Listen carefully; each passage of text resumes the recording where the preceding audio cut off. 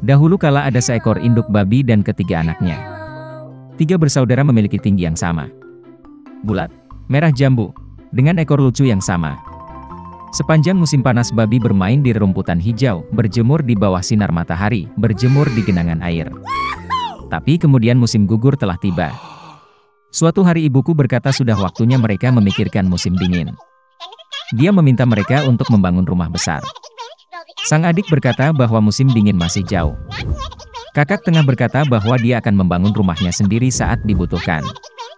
Dan sang kakak memutuskan untuk membangun rumah itu sendiri. Saudara laki-laki dan perempuan yang lebih muda tidak melakukan apa-apa selain memainkan permainan mereka. Itu menjadi semakin dingin setiap hari. Sang adik memutuskan untuk membangun rumah dari jerami. Saudara tengah mengira akan sangat dingin di rumah jerami di musim dingin. Dia memutuskan untuk membangun rumah dari ranting dan ranting. Menjelang malam perumahan mereka sudah siap. Mereka sangat bangga pada diri mereka sendiri dan tidak pernah merasa cukup dengan bangunan mereka. Sekarang mereka bebas dan dapat melakukan apapun yang mereka inginkan. Mereka memutuskan untuk pergi ke kakak laki-laki mereka dan melihat rumah seperti apa yang telah dia bangun untuk dirinya sendiri. Kakak laki-laki sedang sibuk membangun. Dia mengoleskan batu, menguleni tanah liat, dan perlahan membangun rumah yang andal dan tahan lama. Adik laki-laki menemukan kakak mereka sedang bekerja. Mereka sangat terkejut dengan jenis benteng yang dia bangun. Kakak laki-laki itu dengan tenang terus bekerja.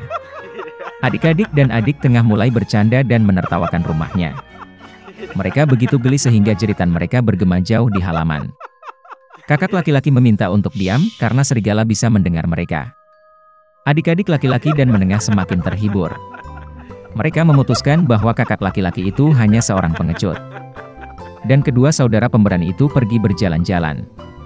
Dalam perjalanan, mereka bernyanyi dan menari, dan ketika mereka memasuki hutan, mereka membuat begitu banyak suara sehingga mereka membangunkan serigala yang sedang tidur di bawah pohon pinus. Serigala yang tidak puas dan lapar pergi ke tempat di mana jeritan dua babi bodoh itu datang. Saudara-saudara berjalan dengan riang dan berbicara tentang betapa mudahnya mereka menangani serigala. Dan tiba-tiba mereka melihat serigala hidup yang nyata. Dia berdiri di belakang pohon besar. Dia memiliki mata yang sangat jahat dan mulut bergigi besar. Saudara-saudara begitu ketakutan sehingga ekor mereka yang kurus gemetar dengan halus. Serigala bersiap untuk melompat, dia mengatupkan giginya dan mengedipkan mata kanannya. Anak-anak babi itu tiba-tiba tersadar dan, memekik melintasi hutan, bergegas melarikan diri. Mengumpulkan awan debu, mereka bergegas ke rumahnya masing-masing. Adik laki-laki itu berlari ke gubuknya yang beratap jerami dan membanting pintu di depan serigala. Serigala menggeram dan menuntut untuk membuka pintu. Adik laki-laki, karena takut, tidak bisa mengucapkan sepatah kata pun. Kemudian serigala mulai bertiup. Atap ringan segera terbang dari gubuk jerami. Serigala itu menarik napas dalam-dalam dan meniup untuk kedua kalinya, dan rumah jerami itu terbang ke segala arah. Serigala itu senang, mematahkan giginya dan menerkam adik laki-lakinya. Tapi babi itu dengan cekatan mengelak dan lari. Dia lari ke rumah saudara tengah. Saudara-saudara berhasil mengunci diri dan saling memandang dengan cemas. Serigala itu marah dan mulai meniup. Rumah itu agak miring. Serigala itu meniup sedetik, lalu ketiga, lalu keempat kali. Tapi rumah itu masih berdiri. Serigala menarik napas dalam-dalam dan meniup untuk kelima kalinya. Rumah itu berguncang dan hancur berantakan. Hanya satu pintu yang berdiri selama beberapa waktu di tengah reruntuhan. Dengan ngeri, anak-anak babi itu bergegas ke rumah kakak laki-laki mereka. Serigala itu mengejar mereka. Dia yakin kali ini babi tidak akan lari darinya. Anak-anak babi dengan cepat berlari melewati pohon apel besar bahkan tanpa memukulnya. Dan serigala tidak sempat berbalik dan menabrak pohon apel yang menutupinya dengan apel. Satu apel keras menghantamnya di antara kedua matanya. Sebuah benjolan besar melonjak di dahi serigala. Pada saat ini, adik laki-laki dan tengah berhasil lari ke rumah kakak laki-laki mereka dan mengunci pintu. Serigala berlari ke pintu, menggeram dan menuntut untuk membuka pintu. Adik-adiknya sangat ketakutan dan tidak bisa membalasnya. Dan kakak laki-laki itu tahu bahwa dia dan saudara-saudaranya tidak perlu takut di rumah batu yang kokoh. Kemudian serigala menghirup lebih banyak udara dan meniup secepat yang dia bisa. Tapi tidak peduli seberapa banyak itu meledak, tidak ada satu batu pun yang bergerak. Dan kemudian dia melihat ke atas dan melihat cerobong asap besar dan lebar di atap. Dia dengan hati-hati naik ke atap dan mulai turun dari pipa. Babi mendengar suara gemerisik. Kakak laki-laki itu segera menebak apa yang terjadi. Dia segera bergegas ke kuali, tempat air mendidih, dan membuka tutupnya. Serigala itu turun dari pipa dan langsung jatuh ke dalam kuali. Matanya membelalak ke dahinya. Serigala yang tersiram air panas terbang dengan raungan liar, dan bergegas ke hutan.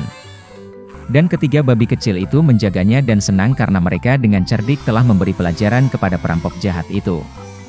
Sejak saat itu, saudara-saudara dan ibu mereka mulai hidup bersama di bawah satu atap. Dahulu kala ada seorang saudagar kaya yang memiliki 3 orang putri. Putri bungsu disebut kecantikan. Para suster tidak menyukainya karena dia adalah favorit semua orang. Suatu hari sang ayah akan pergi ke kota dan bertanya kepada putri-putrinya apa yang harus dibawa sebagai hadiah. Para kakak perempuan meminta gaun dan perhiasan berharga, dan yang lebih muda meminta mawar merah, yang paling indah di dunia. Pedagang itu menjadi bijaksana, tetapi berjanji bahwa dia akan melakukan segala kemungkinan untuk menemukan bunga seperti itu. Dan berangkat. Sang ayah dengan cepat menemukan hadiah untuk anak perempuannya yang tertua, tetapi untuk yang termuda dia tidak dapat menemukannya. Setiap mawar yang ditemui pedagang dalam perjalanannya lebih indah dari yang sebelumnya. Kemanapun dia melihat. Dan kemudian jalan membawanya ke hutan lebat. Di sana sangat gelap dan dingin. Tiba-tiba cahaya muncul di kejauhan. Mendekati, pedagang itu melihat sebuah kastil kuno yang besar, semuanya dari emas dan berlian. Memasuki gerbangnya, dia memasuki aula yang penuh dengan permata. Dia melihat bahwa ada meja di tengah aula, dan tidak ada piring di atasnya, dan semua piring terbuat dari perak dan emas. Tapi kastil itu kosong, tidak ada siapa-siapa. Pedagang itu mengira pemiliknya mungkin akan datang sebentar lagi. Dia menunggu 1, 2, 3 jam tidak ada yang muncul. Pedagang itu tidak bisa menahan diri dan duduk di meja.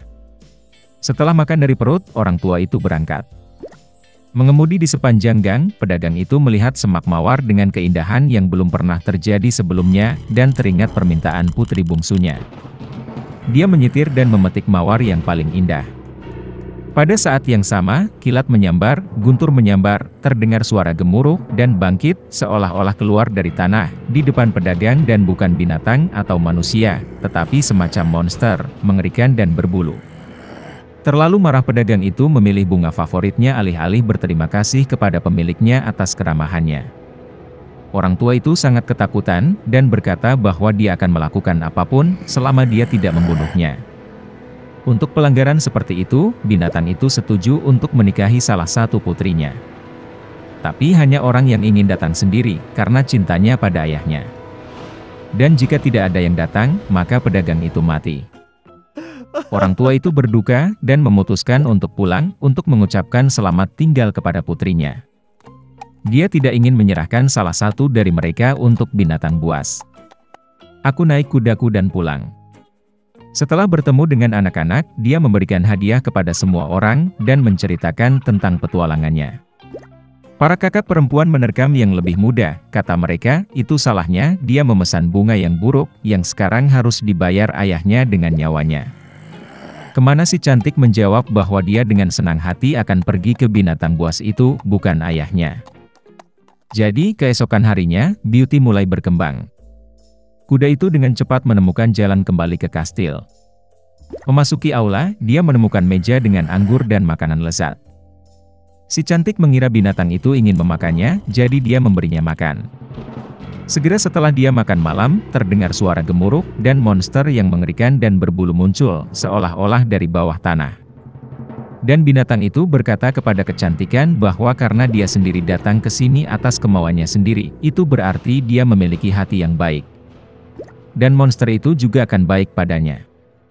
Dan dengan kata-kata ini, binatang itu menghilang. Bangun di pagi hari, Beauty memutuskan untuk berjalan-jalan. Memasuki salah satu ruangan, dia melihat tulisan di atas meja, apapun keinginan kecantikan, aku akan lakukan. Gadis itu berpikir bahwa bagaimanapun monster itu baik, dan mungkin dia tidak akan memakannya. Jadi mereka hidup untuk waktu yang lama. Binatang itu memperlakukan kecantikan dengan sangat baik, dan memenuhi semua keinginannya. Suatu hari gadis itu bermimpi ayahnya sakit. Dia benar-benar ingin mengunjunginya. Si cantik menangis dengan air mata meminta Beast untuk melepaskannya, dan berjanji bahwa dia pasti akan kembali. Monster itu menjawab bahwa dia bebas, dan dapat kembali kapanpun dia mau. Keesokan harinya, si cantik mengenakan pakaian termahal dan pergi ke ayahnya. Dia sangat senang melihat putrinya selamat dan sehat. Kakak-kakak perempuannya berlari dan melihat bahwa dia menjadi lebih cantik, dan bahkan berpakaian seperti ratu. Seminggu kemudian, Beauty bermimpi bahwa binatang itu terbaring di rumput di taman dan sekarat. Dia terbangun dengan ketakutan dan memutuskan untuk segera kembali dan menyembuhkannya. Ketika gadis itu mendekati kastil, dia melihat tubuh Beast yang tak bernyawa di atas rumput. Hatinya hancur karena kasihan. Si cantik berlari ke arahnya dengan air mata, dan menciumnya. Dan pada saat yang sama petir menyambar, guntur menyambar, seluruh kastil diterangi dengan cahaya terang, dan musik dimainkan di mana-mana. Monster itu menghilang, dan sebagai gantinya pangeran yang paling menawan berbaring di atas rumput. Dia memberitahu Beauty bahwa peri jahat ini telah menyihirnya dan mengubahnya menjadi monster sampai seorang gadis cantik jatuh cinta padanya dan ingin menikah.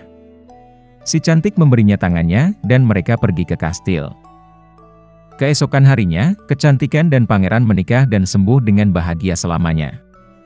Beginilah cara hati yang baik bisa mematahkan mantra jahat.